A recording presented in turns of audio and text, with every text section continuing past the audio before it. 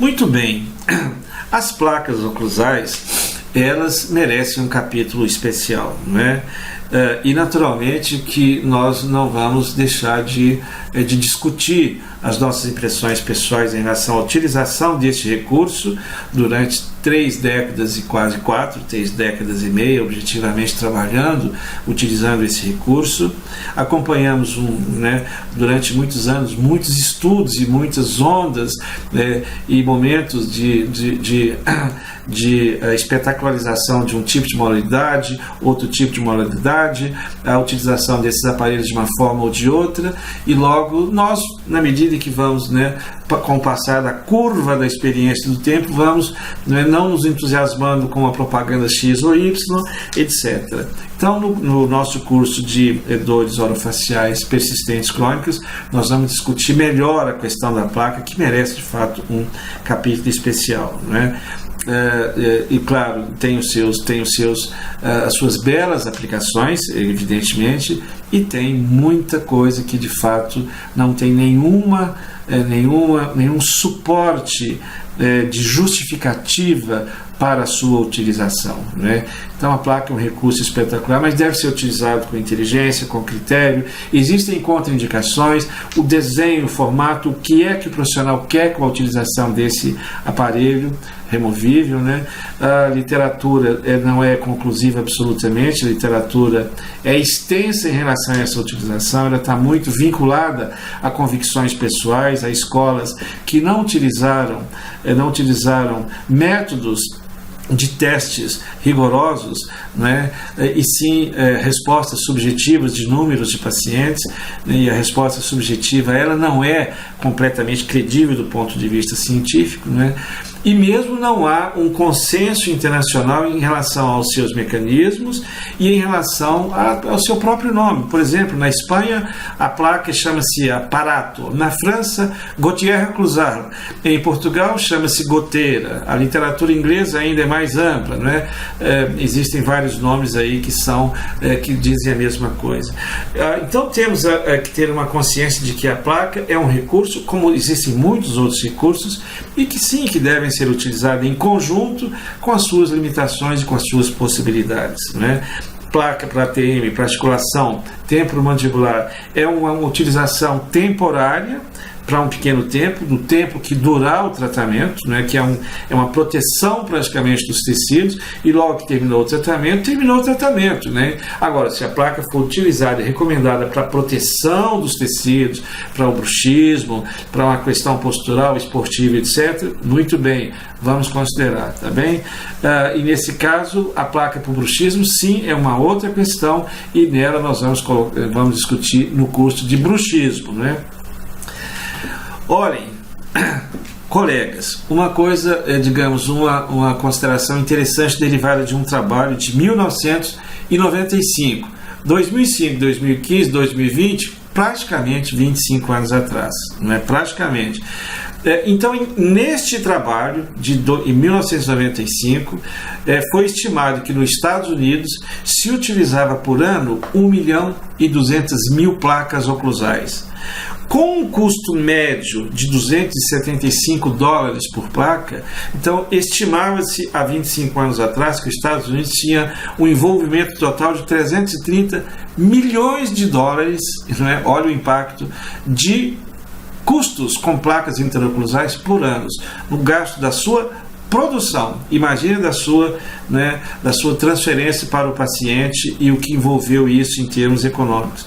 Contudo, isso foi há 25 anos atrás, até hoje não se tem um esclarecimento definitivo que de fato justifique consolidadamente que a placa tem tais e tais mecanismos, ela é importante e tal. Mas ela é popularizada, é utilizada, nós a utilizamos com critérios, naturalmente, com referências e com possibilidades de variáveis e assim por diante, De qualquer forma, classicamente, o que se conhece é que uma placa teria, convencionalmente, de simular uma questão musculoesquelética oclusal ideal, de uma oclusão ideal, de uma relação musculoesquelética e oclusal ideal. E quais são esses critérios oclusais?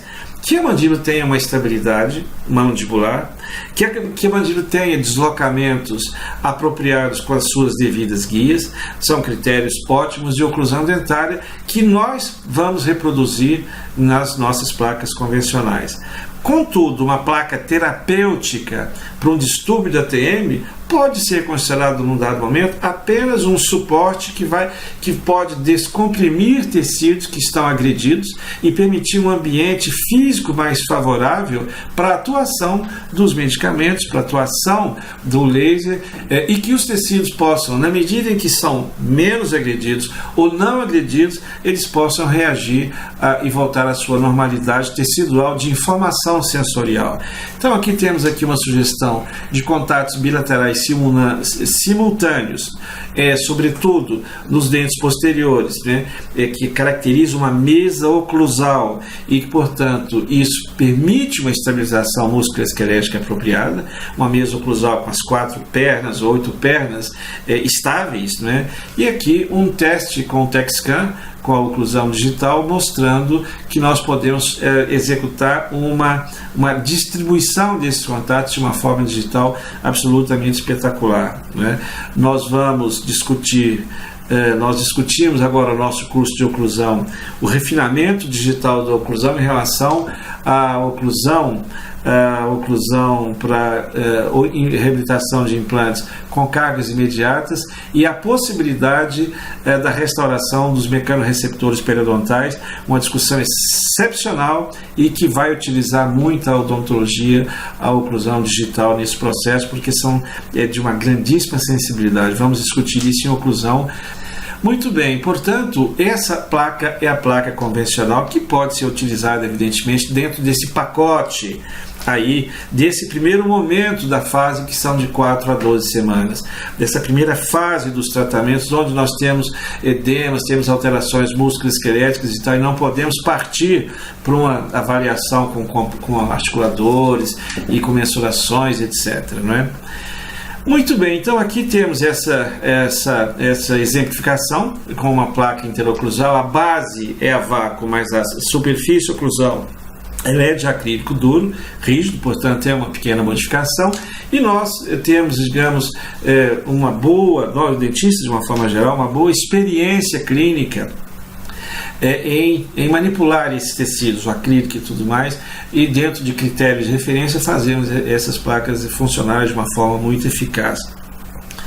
Quais seriam, portanto, os efeitos mecânicos esperados? Quais os efeitos biológicos esperados? E qual é o tempo médio de utilização dessas placas, né?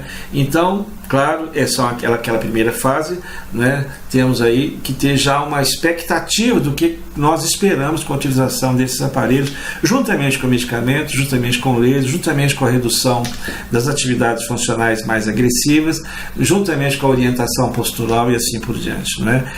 Os efeitos mecânicos: reduzir as compressões e tensões teciduais, que nós comentamos lá atrás, com as alterações da posição do côndilo.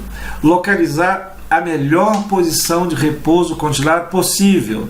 Do repouso condilar, pressuposto de repouso de todo o conjunto musculoesquelético.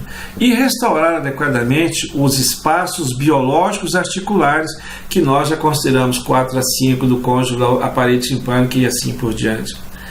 É razoável admitir que nós façamos aí 4 a 5 ajustes, microajustes nesse aparelho digamos, em progressão, né? Quais os efeitos biológicos esperados? Redução no processo inflamatório,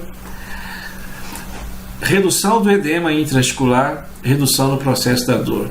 Isso quem faz não é a placa, evidentemente. Isto é, a placa condiciona melhor o ambiente para o ambiente permitir essas reações químicas, essas reações antidematosas, analgésicas e anti-inflamatórias.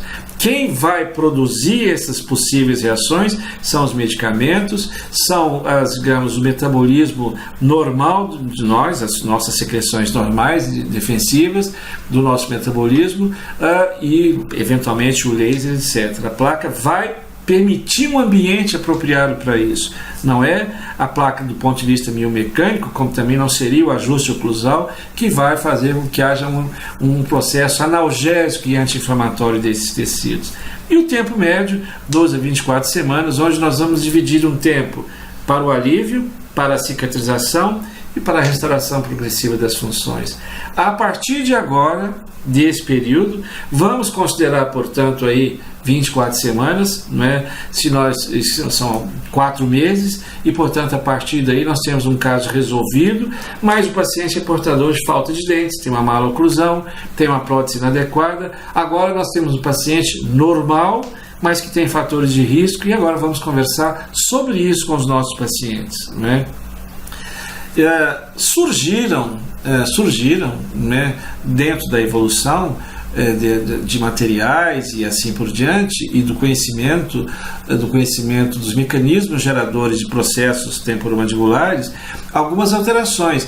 Uma interessante situação, no início caracterizada mais como placa, digamos, de diagnóstico e de registro de diagnóstico, são as placas hidrostáticas da marca Aqualizer, não é? Que já estão aí há muitos anos, penso que aí há uns 30 anos estão disponíveis no mercado.